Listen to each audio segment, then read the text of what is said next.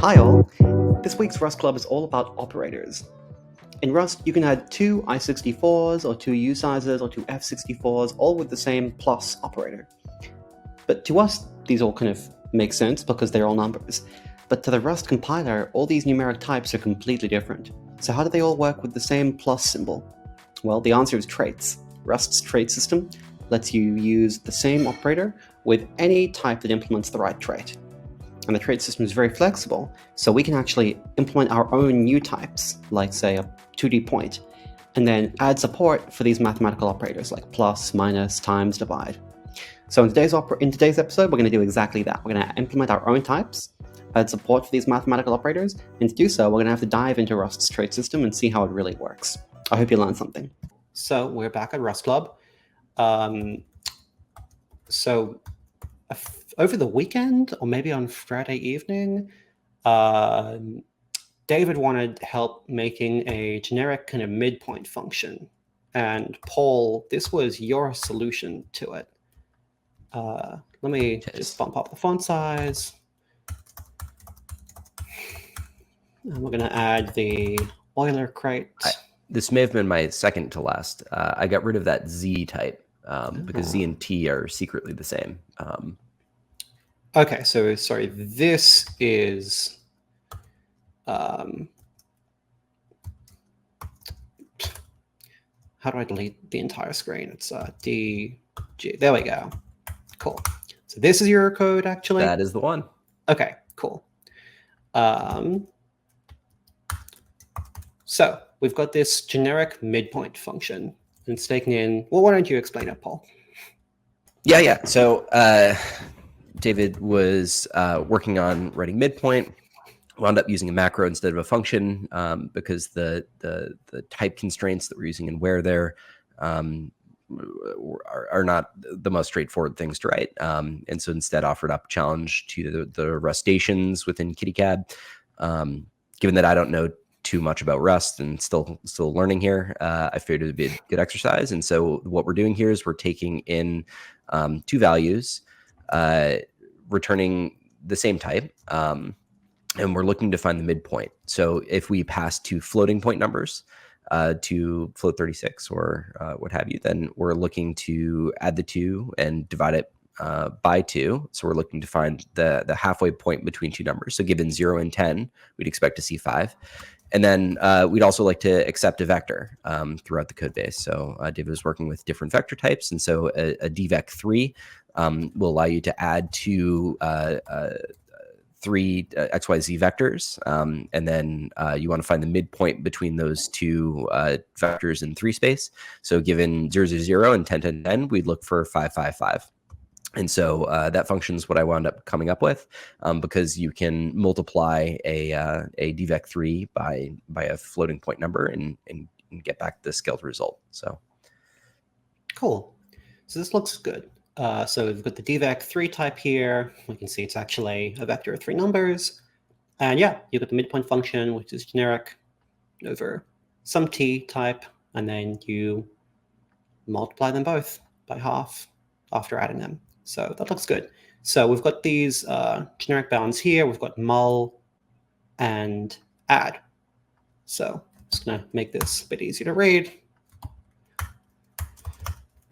So the way that I read this is that you must be able to multiply an F64 by t. And you must be able to add a t together with another t. When you multiply F64 by t, the result is t. When you add a t to a t, the output is also t. So these are just normal Rust traits that we can implement. So let's take a look at how we implement them for a new type that we're going to make. Let's say we make our own vec type. Let's have like, let's take like a 2D point because we use that a lot in KittyCAD.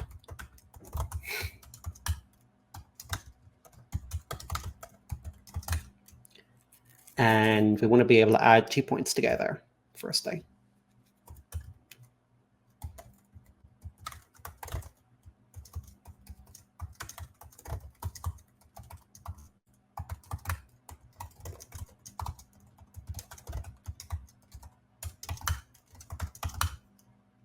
I've got to put in the fields.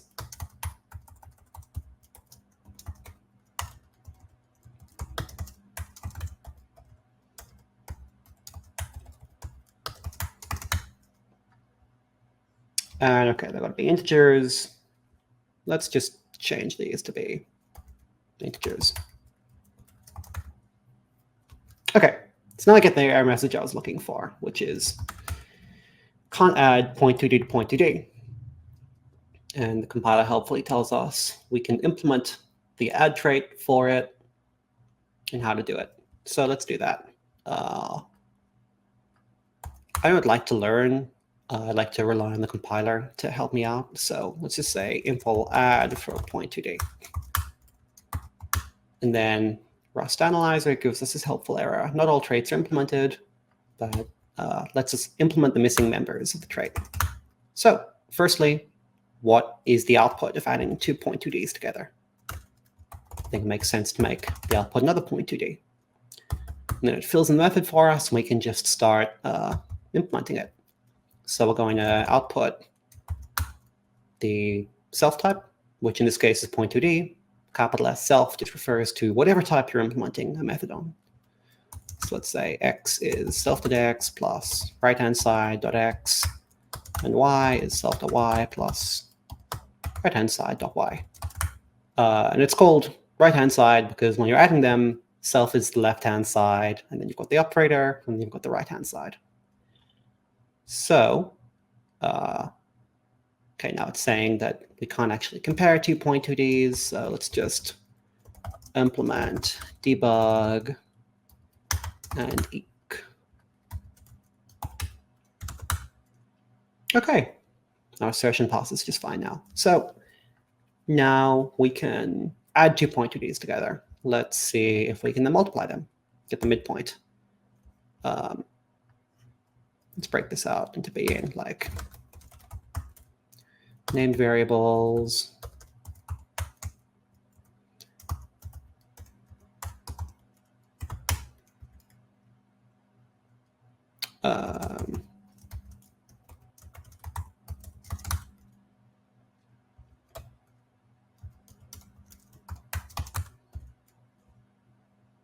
And let's just derive copy here so we don't have to worry about borrow checker and clone. Cool. So let's see if we can get the midpoint.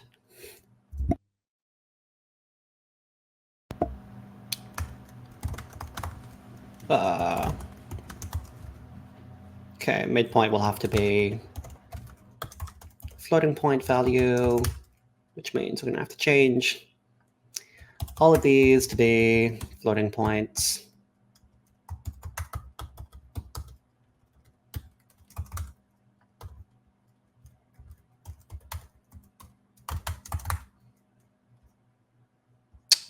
And F64 cannot be perfectly compared to another F64 because of weird values like not a number and is infinity a floating point value? It sure is. And you also want to be able to compare -0 and 0. There's like all sorts of fun edge cases with float. Oh boy. Truly one of the greatest ways to represent a number that I know of. So, but yeah, that's why the partial eq trait exists. I think literally the motivating use case for it is for F64s, where most values can be compared, but not all values. So we can now at least represent our midpoint, and let's check. So let's say midpoint of P0 and P1. Okay, we again have to implement more traits. So what is the exact bound we have to do? We have to impl mul, I think, point2d for F64. Output will be another point2d. Okay, now everything compiles. Obviously, if we run it, we'll just get a panic because of this to-do here. It'll try to call, the implementation of mul, and it'll run into this to-do macro that just panics. But luckily, it's pretty straightforward what we have to do here. And we're just going to, whoop, that's not what I wanted. Self.x times right-hand side.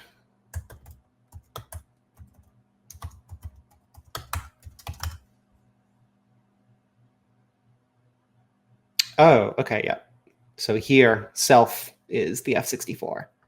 So this is actually going to be self times right-hand side dot x, self times right-hand side dot y. Oh, nope, because we want to output self dot output, which is actually point 2D. Okay, nice. Now I got a little midpoint working just fine. Cool. So it's really helpful to have traits like this in the standard library for add and mul, because that way, you can make more things addable and multipliable, and you can build really nice little generic things like this midpoint function. Anyone have any questions about how this actually works? Cool. Pretty straightforward, actually. There's a whole heap of other traits like this. If we take a look at let's take a look at the actual docs page for it.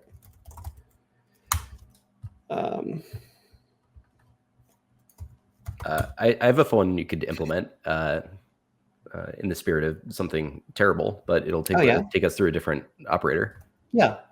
Well, we could use indexing into some sort of number as addition.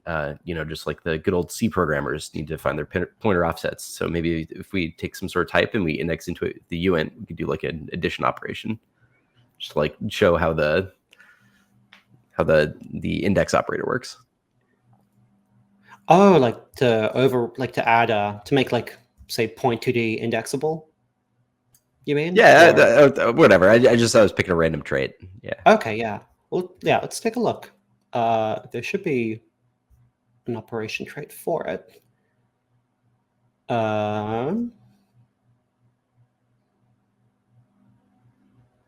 Yeah, index.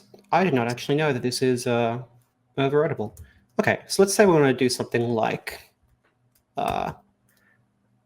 shoot, we couldn't actually do the thing I was looking for because we can't implement it on like usize. I see. So yeah, let's just do indexing on something fun. Okay. So we're gonna try to access our points by index. So this will be the x, and this will be y. So again, we get this nice little error about we can't index into it. Rust Analyzer doesn't suggest implementing index. Maybe that's reasonable actually, because generally for something like this, you might just, it's probably more likely that you've like misunderstood the code than you forgot to implement this kind of unusual trait. So let's try to implement it. Don't need this, don't need this.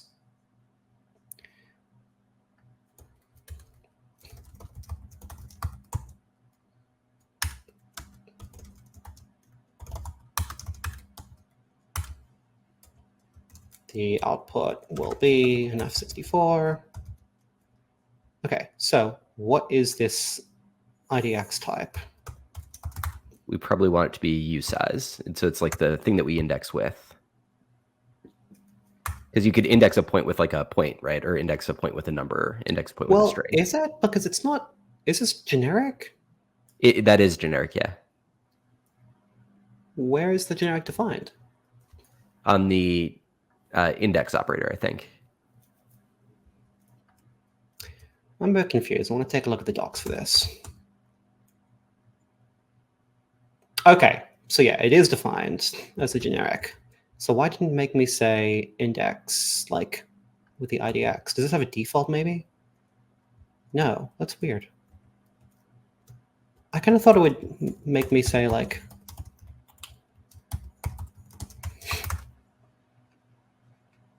okay, I guess it. Weird. Okay, so IDX is generic. So what is a generic? Well, we could make it not generic. If we make IDEX, can I see the code that you wrote down below? In the chat, you mean? No, I'm sorry. In the main function, just yeah. that's so here we're indexing by a number. So maybe we make it usize. Okay, yeah. So right, implement index usize. Okay. Okay, cool. So here we can just do, you know,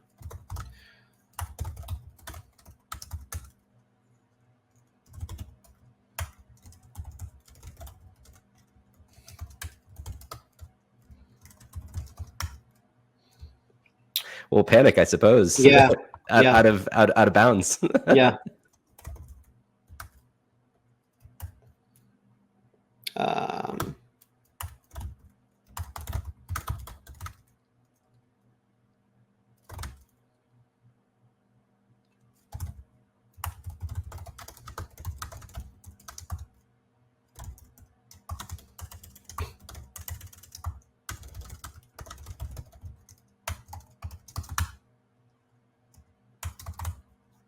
Okay, I've got to give pointers to it. That doesn't really matter. Okay, let's see. Okay, yeah, nice. I did not know you could implement that. That's pretty cool. I actually have an even deeper question for you, Adam. Yeah. So when you implement index, it's the I mean you get a reference, right? So it's a immutable borrow. For index mute, which is a separate trait. Yeah. So you can so two like multi-part question. First is like when you implement it, you can only implement it if it's already implemented index. I'd A, love to know how that works, and B, it pulls the output type and uses that as the same one for index mute, and that is a cool party trick. How does that work? Yeah, let's take a look. Let's first get a working implementation.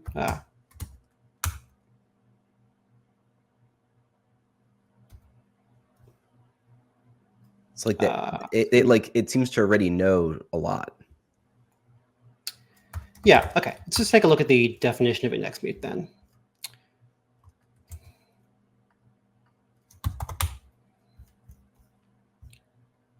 So okay. So firstly, pub trait index mute. So as you know, the right-hand side over here, it says the trait is a kind of superset or subset? I guess superset. It includes everything already in the index trait. So wait. So hold on. This is the first time I'm seeing that syntax. Okay. How does that work? What does that mean? So it's saying that this trait index mute is a supertrait of the regular index trait. So it's saying in order to implement index mute, you have to already implement index trait. Cool. So and can you do that with multiple traits? Like for instance, in Go, you have like a read write closer or something. Could I implement Rust read write close or something?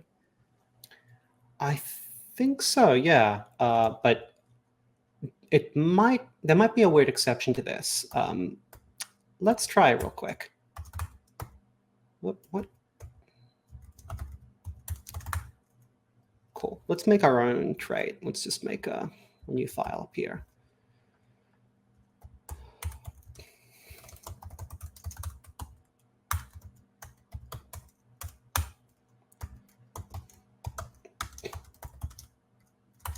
Let's say you have to be clonable and displayable and I don't know, debug. Super cool. So let's not a trait, blah, blah, blah. So yeah, that seems to be just fine. Let's see if we can implement it. Simple pull for string. When would you use this instead of a where? Like so like I guess another way, like the way that I would have written that previously would be like where self clone display debug. So where is useful for generics, but there's actually nothing generic here. Where is used really only to constrain generics. So you can say something like, function like add totally. t LHS t RHS t where t impls standard ops add. I see. Got it. That's super cool. And presumably if your traits collide, so like they have the same like function name in two different traits, it would like throw some sort of compiler error on you. Okay, sorry. Now that compiles, I can pay attention. Sorry, say it again. Oh, sorry. So like presumably if you listed multiple types there that conflicted with each other, then it would like raise some sort of compiler error, or this is actually a big deal, and this is one of the things that never made sense to me about Go interfaces, that I like how Rust solved this. And this is actually, I was actually thinking about this last night because I was watching a video about traits. So one of the weird things about Rust traits is that you have to bring them into scope. So let's say over here, we want to start using the poll trait. Let's go down to main, and let's say, let's say we want to call, so we've implemented poll for string. Let's say we want to get a string and call a poll method. I hate naming things foo. I think it's a bad habit, so I'm just going to, that's better. So we get this method, no method named poll exists in the current scope. So that's the key thing there. If we want to use the poll method, we have to bring it into scope. We have to say use my trait poll. Okay, it's private, so.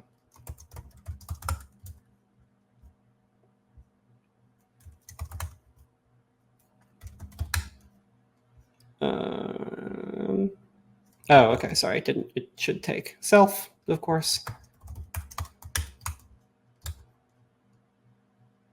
It has to take self here as well. Okay, cool. So now we have this poll method. And if we don't have it in scope, we cannot use it. And that is specifically, I think, so that we can get multiple traits implemented on a type, and they're no longer ambiguous because you're saying, oh, well, I want to use, I'm only bringing in a subset. I'm only bringing in 1 or 2 or 3 or whatever of the traits that this type implements, right? So if we make another type here, another trait called Atom, let's make this type Atom, and Atom's also going to have a poll method. Obviously. It's a great name. Why wouldn't I want it? So we're implementing Atom on string, we're implementing poll on string. So these two are kind of ambiguous, right? If you call string.poll, are you calling the poll impl from Atom or the poll impl from poll? Right? They both have the same name. How do you know which one you're referring to? Well, it's unambiguous here because we have only brought one of them into scope, right? If we don't have either of them in scope, we try to run this, Rust will say, hey, there's 2 possible things you might be trying to use here. You should bring one of them into scope. So we'll bring whichever one into scope we want. We'll, use Atom this time. And probably the next thing you're wondering is, okay, well, what if I do have both of them in scope, right? So get a really nice error here. There are multiple applicable items. So poll is defined multiple times on different traits. So yeah, there's a syntax to disambiguate them. We can say Atom, poll, and now it knows exactly which one we're trying to use. Did that answer your question? Sort of, but this was necessary work. So if we go back to my trait and maybe make a new trait called Kit, and have that be : Atom, Paul, what is the error, presumably error, that we get on that? Right, why would there be an error? Because both provide Paul, and we're creating a new type that pulls from both, right? Would that not be an error? It's not an error. Ooh. And then, okay, but it just forces you to disambiguate. It doesn't even force us to disambiguate. It would only force us to disambiguate if we actually want to use one of the ambiguous methods. So because the big difference here is that in Go, you are implicitly implementing interfaces.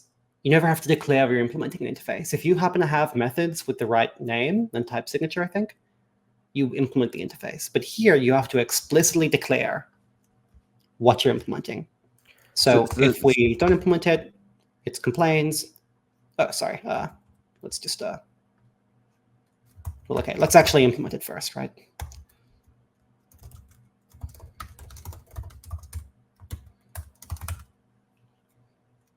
So yeah, now it complains. But if we implement both of them, it's totally fine. So that really is sort of like a where self Adam Paul, except not over the generic. It's over the sort of like concrete type. I wouldn't even say it's over it, or it's just a requirement. It's saying if you implement Kit, you must also implement Adam and Paul.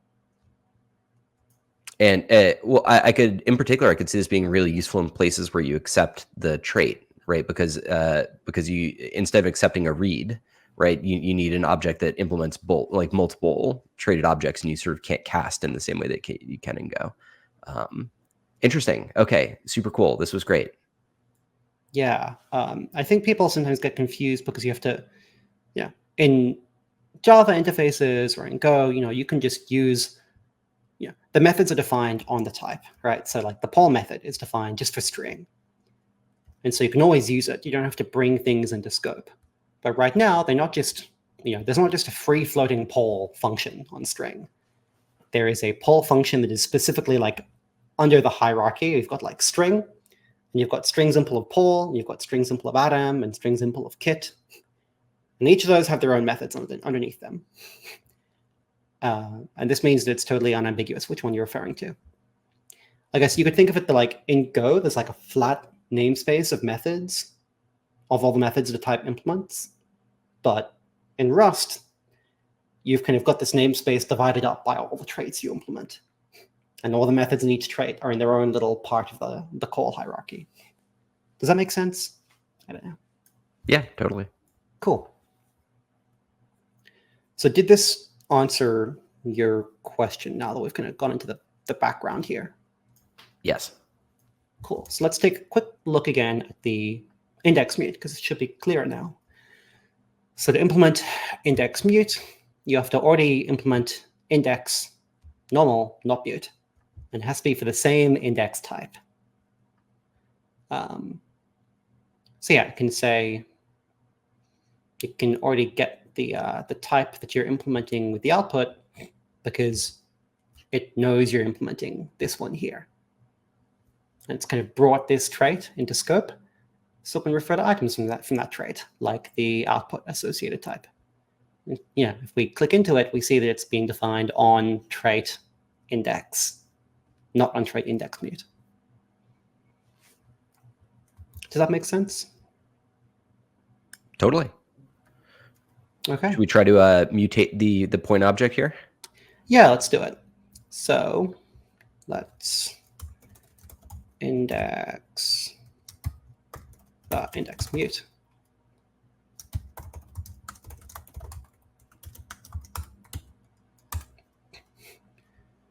Okay, so we need to get a mutable F64 here. So I guess we get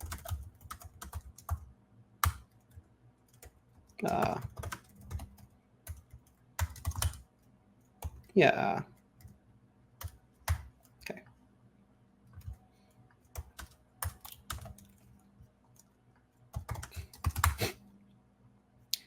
So now we should be able to do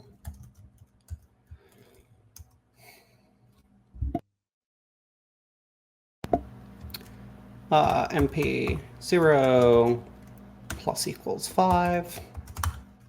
Of course, we have to make it mutable. Okay, so I thought we'd be able to do that. You might be able to do equal instead of plus equal, because plus equal is a different trait. But we're not doing we're doing plus equal to the point. Yeah, I see. So the error there was just I didn't I was using integers, not floats. Ah, I see. Cool. Easy. So this means this should now be 5.5. Nice. Okay. And yeah, if we like take a look at the self.output, we can actually like go to the definition. Man, I was hoping that would take us to the definition of output up here, but it doesn't. But at least we can hover over it. Nope, we can't. Okay, well, file a bug on Rust Analyzer, I guess. Cool. I think it's interesting that you can make the index generic, because we could, I don't know, we could like, if we wanted to be really fancy and type safe, and I don't think this would actually be a good API, but let's try to do it anyway. We could make our own index type for 2D points, right? Like component with an X variant and a Y variant. And then we could change this to being, instead of implementing it for usize, we could implement it for a component, and then we could replace this with a match. Yeah, certainly certainly if we had like a plane of something, we could index with a 2D point to get back the value on the plane. Yeah.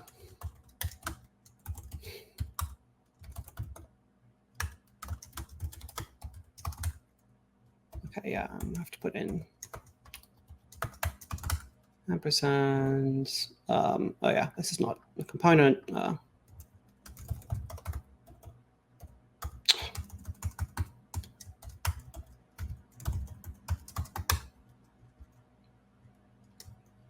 And we do the same thing here.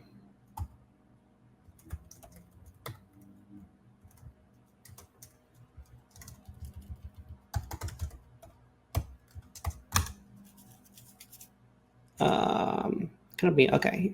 Yep, I'm gonna change this to be a component as well. Probably change this to be self. Just be a component. Yeah, okay. Nice. And now we've eliminated the possibility of that out of bounds error. And now all you have to do is say X, Y, X, Y. Of course, you have to actually bring these into scope, but we can do that. We can just say use component X, Y. Nice. This is actually pretty cool. I hadn't thought about doing this before, because I think that's much more readable than like midpoint 0 and midpoint 1. Because I don't know, I'm used to thinking about points as having like an X and a Y, not as having a 0th and a 1th field. What do y'all think? Yeah, totally. I think this would be really great for like manipulating and like indexing into surfaces and stuff like that. So given like a like it's sort of like what I was saying, right? Like given like a plane, if you have some sort of values on all XY values over like a plane or something, be able to index into it with a point, like potentially do interpolation and get back a value would be pretty neato. Yeah, because you could even you could implement this multiple times, right? You can implement this trait multiple times with different implementations. We can so we can make like a plane type with like a extent in XY, and then if you index into it with a point, then you get some value back or something. Yeah. So let's just give a little demo of this. We can get back the old one. They don't have to clash. We can say if you got 0, if you got 1, otherwise.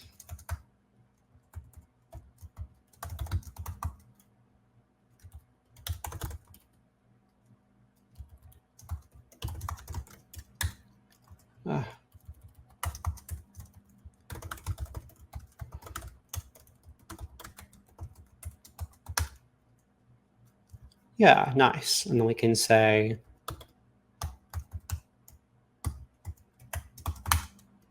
yeah, that's kind of cool. I like this. And then, yeah, we can do, into like indexing into planes based on points or other kind of like surfaces or something like that. Yeah, and you could obviously index into them by like giving a point and then finding like the height of that point or something like that. That's kind of cool. Totally. Okay, nice. Anything else you want to go through, or should we call this here? I'm good. Okay. Let's have a quick look through the ops and see if there's anything else weird in here.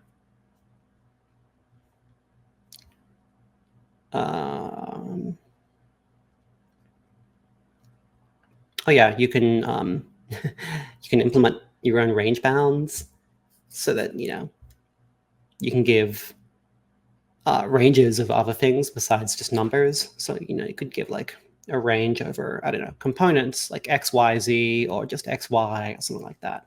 Or point to point. Yeah, point to point. You could probably do like a 2D enumeration where you do like, you can like spiral through the 2D plane of integers at least. Yeah, certainly if we had like a 2D field of XY value, Yeah. and you gave like a range of XY, you could try to like get the nearest neighbors along the path or something like that. Like, you can imagine all sorts of fun use cases. Yeah.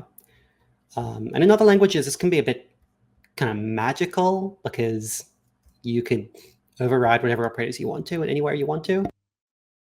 But here, at least, because like you can always just see the traits that are type implements, and so you can see this implements ord or whatever. If I open up Rust doc for this little package we've built, this is just me running cargo doc to generate the docs and -- open to open them up. We can take a look at my point2D, and we can see that it implements add and clone and all these things. We can see it implements index in two different ways. It implements index for points by component, and it implements index by like usize and by component. So it's not as magical in other languages because you can always take a look at, okay, what is the exact operator we're doing here? And what I would hope to see in the future is the ability to actually like jump. That was beautiful. Look, I can actually jump to the definition. If I mouse over the plus between points, it takes me to the exact definition of the add implementation for that type. So that's neat. That's a nice little helper thing. Cool. Okay, so we end it here then.